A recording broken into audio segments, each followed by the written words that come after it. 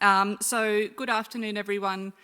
You've already heard that my name is Brooke. I sit at Statewide Food Services and I provide support to all of the 17 health services, including the MARTA, for the implementation and ongoing support for ABC. So we all know that improving food environments in healthcare settings is both a public health priority and a practical challenge. And today we're going to be hearing from 3 leaders who are making some real impact. And I will introduce him in a second as well. So the A Better Choice strategy gives us a clear framework based on choice architecture, but implementing it takes persistence, collaboration and creativity. Today's panel brings together 3 unique perspectives. A practical on-the-ground look at what it takes to support a cafe in meeting the targets of A Better Choice, an example of an innovative health service using a multidisciplinary working group to drive implementation, and a rural and remote lens on how to embed a better choice within a healthy communities team to create lasting change in a local food environment. So I'll just introduce our panellists. So first we've got Belinda. Did you want to come up? So Belinda McGowan leads implementation of A Better Choice at Byrne-Kirk Hospital, working closely with her cafe team and the Wide Bay Hospital Foundation, or Partners in Care together, to promote healthier food environments in her regional healthcare setting. Thanks, Belinda, for joining us. Next we have Jen Ellick. So Jen is a highly experienced dietitian and health leader with a strong background in food service and operational leadership, and she has recently taken on the Better Choice portfolio for Metro South, and she heads up the Metro South ABC working group, driving change across the health service. And finally we have Tilly. Where's Tilly gone? Oh, there, right in front of me. Sorry, Tilly. So Tilly brings a rural and remote lens to the panel, working to embed health promotion into the retail operations of southwest Queensland's health facilities. As an accredited practicing dietitian, she supports local implementation and understands both the practical and community aspects of creating healthier food environments. So if you could all join me in welcoming everyone to the panel. I'm hoping to sit down.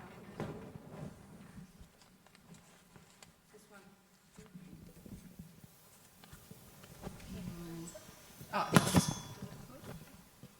Is that working? There we go. Okay.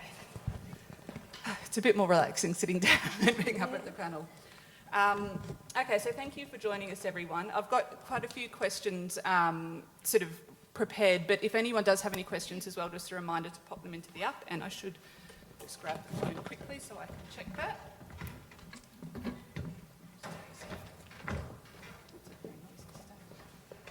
So Belinda, I'm going to start with you. So some of you may have been in the room at the inaugural A Better Choice conference back in 2023 when Dr. Paul Wilkinson from Wide Bay Hospital and Health Service took to the stage. And I think we've already talked about Bundaberg a little bit this morning in the previous session.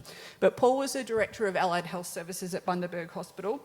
But he wasn't presenting at the conference because they were one of the best performing. They were actually one of the worst performing health services in Queensland at the time. But Paul was asked to present because he saw it as an opportunity.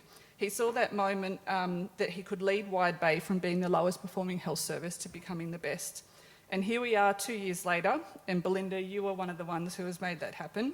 You've brought that vision to life, leading the transformation at Bundaberg Hospital, particularly at the First Aid Cafe and Cancer Care Cafes. Today, Wide Bay is one of only 5 health services in Queensland achieving 100% compliance. Or 100% of the target, sorry, I should say. And you've sustained those results for the last 2 years. And Stan, if you're in the room as well, you did an amazing job at Harvey Bay last year, so it's a team effort. But Belinda, whoopsie daisy. First of all, could you just tell us a bit about yourself and what your day-to-day involvement looks like with ABC in the cafes and what motivated you to make the healthy changes? Is it on? Yep. Well, I'm Belinda. I've been working at the cafe for about 11 years. I've only started managing for 4 years of that time, which obviously during that time, that's when we hit our goals. But day to day, I make sure that we are on par with the ABC compliance. So make sure there's not too many red foods going on, no cheese, less slices, stuff like that. I make sure my team is aware that we can't sell as much red stuff or even amber stuff. We're trying to make more salads and stuff like that. Yeah. I remember when we did a case study with you with another set of students earlier in the year, plug for university students, they're amazing. But you talked then about the stages that you took to make the changes. I remember you were saying that you started with some easy wins, things like, I think you said you did drinks first. Yes. And then food. So yeah, can you tell us a bit about what that looked like? The drinks were the easiest. We just put more water in the fridge, lessen the Coke, Fanta, even the milk drinks. We cut back on how many mils of sugar was in the fridge.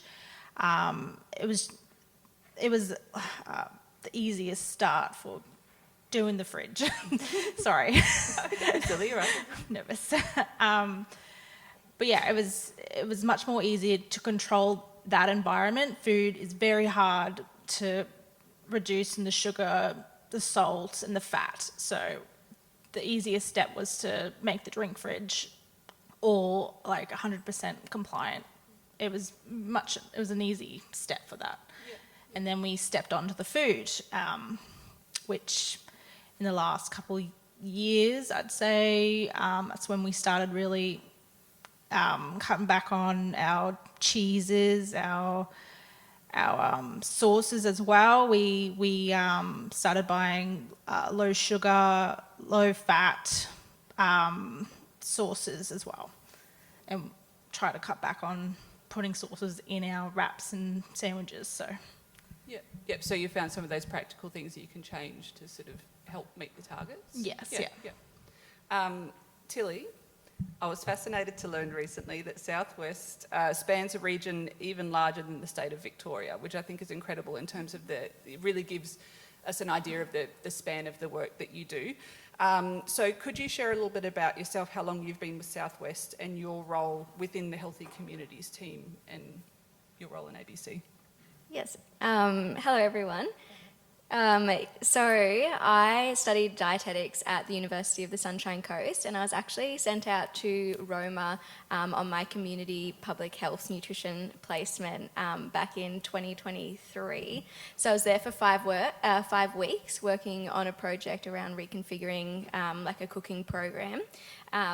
And during that time, I just completely fell in love with rural work and Roma and the Southwest, to the point that when I left my placement, I cried all the way home. And I figured out that if I just kept hounding them, I would get a job. And then now I'm employed with the Healthy Communities team in Roma as a health promotion officer. So within my role, I work across a few different projects, one of them being a better choice strategy. And yeah, the Healthy Communities team is made up of a community dietitian, community nutritionist, community EP, and then myself as health promotion officer. So prevention is our bread and butter. Great. Jen, obviously from your introduction, you're a very experienced dietitian. No, but you've recently taken on... Experienced or old?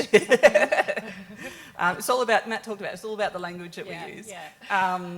But tell me a bit about in Metro South. So you've recently taken on the Better Choice portfolio, and we spoke about the fact that you head up the the health service-wide working group. So can you tell me a bit about what that work involves for you? Yeah, so I'm relatively new to Metro South, like you said, and I inherited the ABC portfolio lead role in April this year. So I feel like a little bit of a fraud, to be honest. I'm still getting my head around it all. But I guess that my role is to work closely with the food service leaders across our health service. In our health service, they oversee both patient and retail. So while my role is largely in BAU patient to support the patient side of things, the patient and retail is linked through sharing of resources, both staff and procurement contracts. So my work naturally influences both. I guess the role of the portfolio lead in our health service is to drive implementation of the strategy and to monitor and report up to our health service chief executive, both the outcomes of what we achieve, but also escalating any risks or issues. So, really my role is a blend of strategic leadership, supporting our operational teams, but really largely mostly advocacy. Great, thanks. Belinda, you talked a bit about before the practical day-to-day things. Can you tell us a bit more about sort of what it involves day-to-day in your cafe? And also, I know that we've spoken before about you embedding ABC in staff training as a way of sort of getting staff on board. Are you able to talk to that at all? Yep. So day to day, we try and make everything fresh. So we make fresh sandwiches, wraps, our salads, fruit salads, and yeah, we try and make everything fresh on the day, kind of thing. I've lost my train of thought. Do you get much feedback from staff around the changes that you've made? Yes, well, they've always looked for a healthier option. They always want different kinds of salads. We've always asked for opinions, what salads they would like, and we try and implement them into our recipes. And we try and get the community to help us help them, kind of thing. What was the second question? Oh, just around... I actually can't remember. No, I think... I asked about staff. So staff as well. So because I know that you did mention to me that you embedded the training into... So that staff sort of were on board with the why of ABC, like why you're doing it. And I think we might... From memory, I think we were talking about consumers, customers, so that staff knew sort of how to respond when you get feedback from customers around the changes in the cafe. Yeah. So we usually have monthly meetings. We're making sure that the customers' voice is heard. Sometimes we'll get a complaint here and there, but we need to explain to them why we're doing this, and make sure that they're heard. We always say, so that we can give you a better choice. It's so that we're preventing you from... Sorry, I've lost my train of thought again. It's just giving them an understanding on what this program is, what the ABC program is. We even had like a little pamphlet we gave out so that they had a more understanding on what we were doing. Great. As well. And what are some of the challenges that you've found in making changes? Like, are there any sort of roadblocks, whether it's sort of suppliers or product swaps, or any sort of major challenges that you've had in doing this? No major challenges. All the suppliers, they went along with the ABC, especially Coke. They were very on board with what we were doing. We cut back on our sugar drinks, more water, less Coke options. Also, Paul's, we also did a little thing with them as well, because we've got a fridge out front. What millimeters we were allowed and how many grams of sugar we were allowed in the drinks. And also sorry. That's okay. That's totally fine. Well, I'll throw to you, Tilly, because I know that you did some interviews, or some of your students did some interviews with your food service staff, because you've got your cafe, the Bottle Tree Cafe, is an in-house food service run cafe. That's right? Yep, that's right. Yeah. So I know that the students did some interviews with your food service staff around the challenges of ABC. Can you talk to that? Maybe there might have been some similar things to what Belinda's said. Yeah, absolutely. I think we've heard it throughout the other talks as well, but just a staff time and capacity is a huge challenge that we heard. I think as well, there's so many competing priorities, and it can be challenging with ABC because there's no direct consequence if they don't meet compliance as well. So it's about how we make that a priority for them.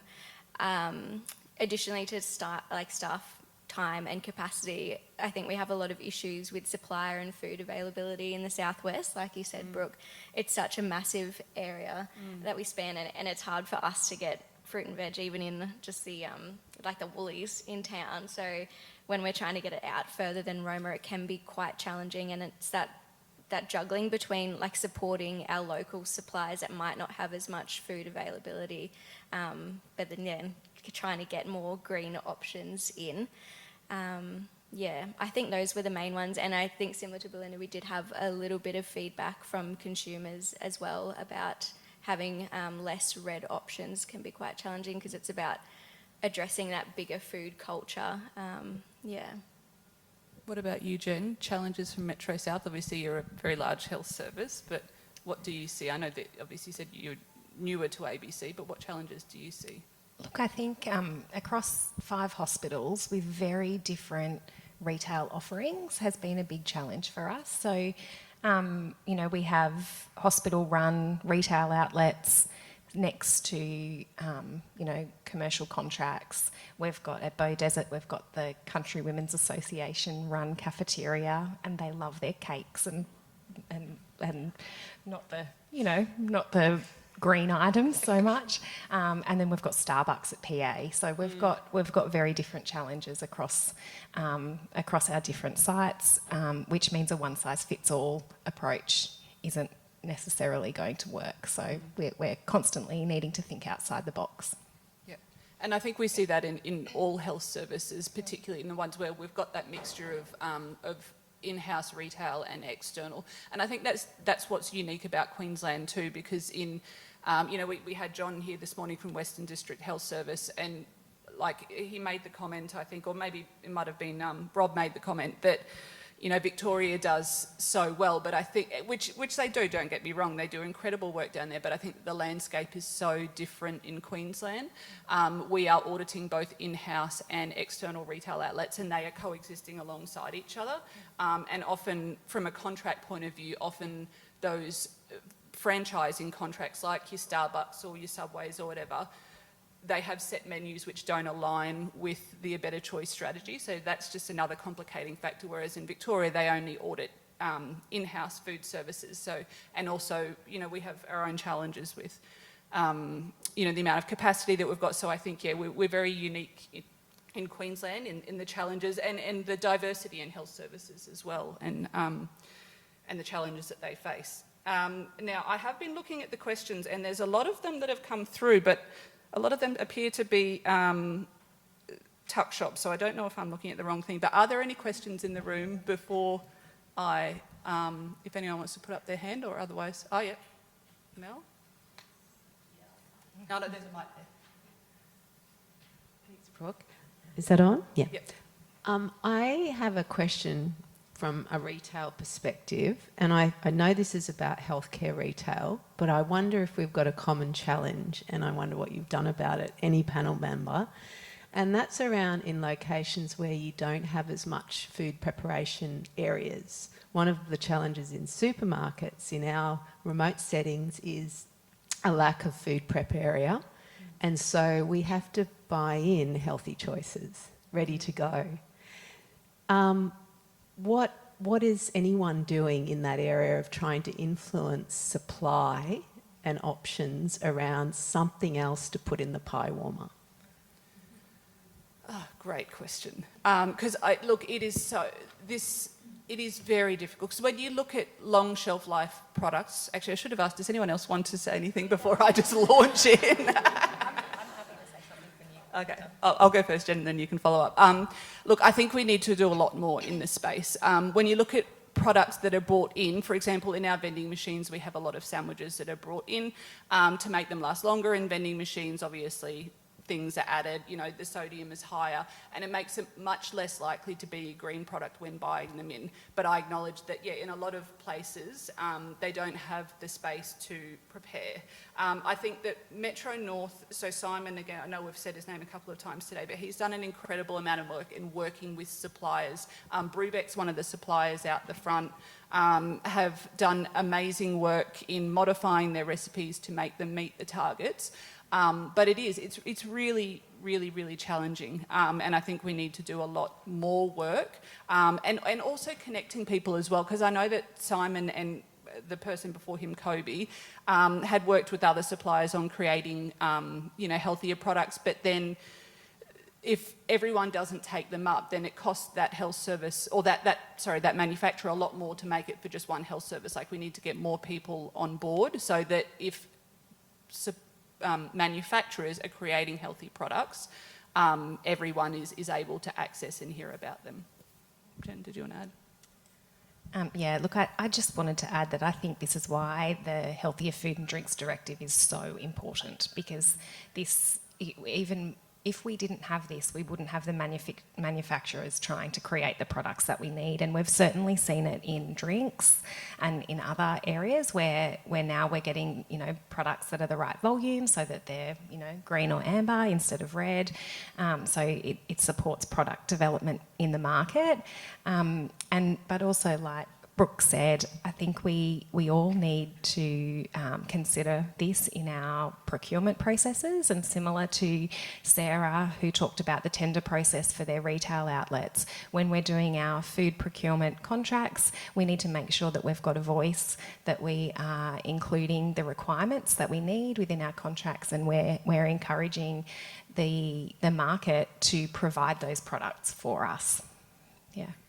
I think as well, a win that I had recently that I think is worth mentioning around sort of how we went about a challenge. So obviously, I always talk about how challenging ABC is, but it seems quite small, but it was significant to us. It was a popcorn product that was on the market, that was in a lot of vending machines across the state, and that product had been discontinued. Therefore, none of those machines were meeting the targets anymore. And I know that, look, I don't want to name, well, look, Belinda's already mentioned Coke. Like, I know that Coke has a bad name. However, they were able to leverage another supplier of that product to ensure that those machines are meeting the target. So I guess the point that I'm making is those relationships, not just with manufacturers, but also with the suppliers as well, not getting in their pockets or anything like that, but those relationships that we create with the big companies can have a significant impact on our healthy food environment as well. So I think we do need to foster those relationships too. Okay, thank you. Any other questions in the room? No? Okay, so my next one is around sort of, I guess, relationships and the communication that we have with people. So this is a question for all three of you. So how do you approach staff or customer or health service leader engagement, especially for those who are hesitant to change? Do you want to go? I can go first. I think this is still quite a challenge, and I am new to the role in ABC and the Southwest, so I'm still trying to build those relationships across the area. I think what I've found so far is just being really persistent. I mean, there's probably a few people that are annoyed with me for continuing to show up, but just taking every opportunity that I can to show face and build my own presence within those supports so that they know and they trust that I am here to support them, and that I want to work with them to meet compliance. We have had a lot of feedback as well about consumers being hesitant with the ABC strategy because they do prioritise those red foods, especially in the facilities that are a bit smaller. We have less wiggle room with the percentages, so even though red options is still something that if we can stock, there's not as many because then it throws out the green percentage. But we had some students recently that engaged with stakeholders and came up with a training kit, and in that it had some one-liners for staff to say to customers if they did get feedback that was negative. And it was similar to what Belinda said earlier about helping them make healthy choices. It was explaining that we are part of Better Choice and that we do just want to provide options that are going to nourish them. So, I mean, these strategies are still quite new and we will see how they go, but yeah. Jen, did you have anything to add? Yeah, I think it's about education and knowledge sharing. I'll talk about it from an advocacy perspective, talking up to our health service chief executive. The performance reports that are provided are brilliant. And so what we have done is provided a brief that goes along with that performance report that explains this is what we did this year, this is how we got this result, and this is what we need to do next year if we want to improve, and this is how you can help us to do that. So, and I think that that's been really effective in our health service. Did you have anything to add, Belinda? Not really. Everyone's said everything that I wanted to say, but yeah, it's just communication is a big factor. Not many people know what ABC is. So if we can put the word out, more newsletters to all staff members, and it'd be good to have that bridge between everyone. So, yeah. I think the point that you made, Jen, around the brief that you put along with the performance report is a great thing. And I know Metro North have used that as well when there's been issues of non-compliance with retailers.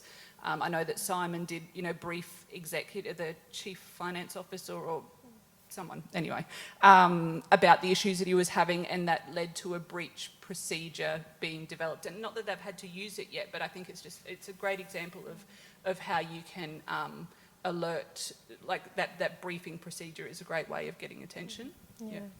I'll just add, in addition, at the staff level. So, like most health services, we don't have any dedicated FTE or funding to support the rollout of the directive within our health service. So we really rely on our staff. It's not even written in their role descriptions, which is something that I have discovered today that I probably need to look at addressing. I think that we have a multidisciplinary working group across the health service which promotes information sharing, and it really allows, we all have high staff turnover in these roles, and one of the problems with this kind of information is that that corporate knowledge walks out the door as the staff move on. So I think one of the success factors in our health service is having that health service-wide, multidisciplinary stakeholder group where the champions kind of rise up.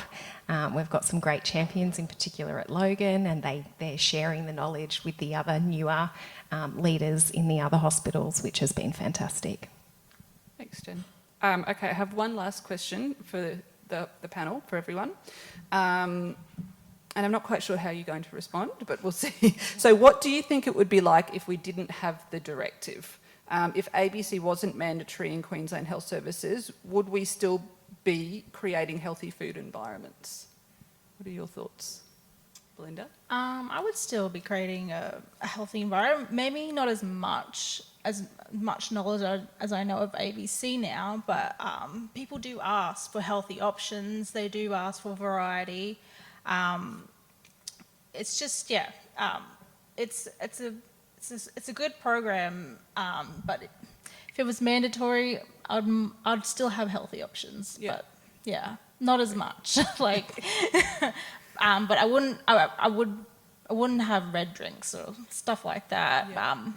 And people they do like sweets. Well, I think it's a good point. I think people need choice, and that's the thing. Like it's not about completely removing the red and amber choices. It's just giving people the option to have the healthy choice there. Yeah. It's good to have like a fresh look. It looks good. It looks good for the cafe image and everything. So yeah. Great. Jen? I'm going to say I don't think we would have as healthier environments. I think, and that's evidenced by the retailers that go in that we have to really manage to I guess conform to the criteria. And I think without the directive, progress would be very, very slow because we wouldn't have the market trying to meet those needs in the same way that we currently do. What are your thoughts, Tilly? Oh gosh, this is such a good question. I think it's tricky. Like I've said, the Healthy Communities team that I work in, our bread and butter is prevention, and we do work across a whole range of projects that aim to build healthy food environments. I think the intent and the passion would still be there, but without that like really structured framework, I think it would be much more challenging to implement, and I think the time to make changes would vary. I think obviously, like I said, I'm new to this, but I can't think of a way that we would approach this without that directive and that really structured framework and support. Great. Before we finish up, just double checking are there any questions from the floor? No? If there are, feel free to approach the panellists at lunchtime. But we are actually, in saying that, we're going to have a healthcare networking session. I'm not actually, maybe just outside near the A Better Choice stand. Do you think, Matt? Oh, up that end, up the far end. Okay, so if anyone is interested, we are going to have a healthcare networking session at lunchtime. Just grab some food, and it's just an opportunity to meet some other health services and have a chat with colleagues and share learnings. A huge thank you to Belinda, Tilly and Jen for your honesty, insight and commitment to this work. You've shown that it is possible to shift environments, influence behaviour and meet policy goals even within complex systems. So thank you for joining us. Thanks, Brooke.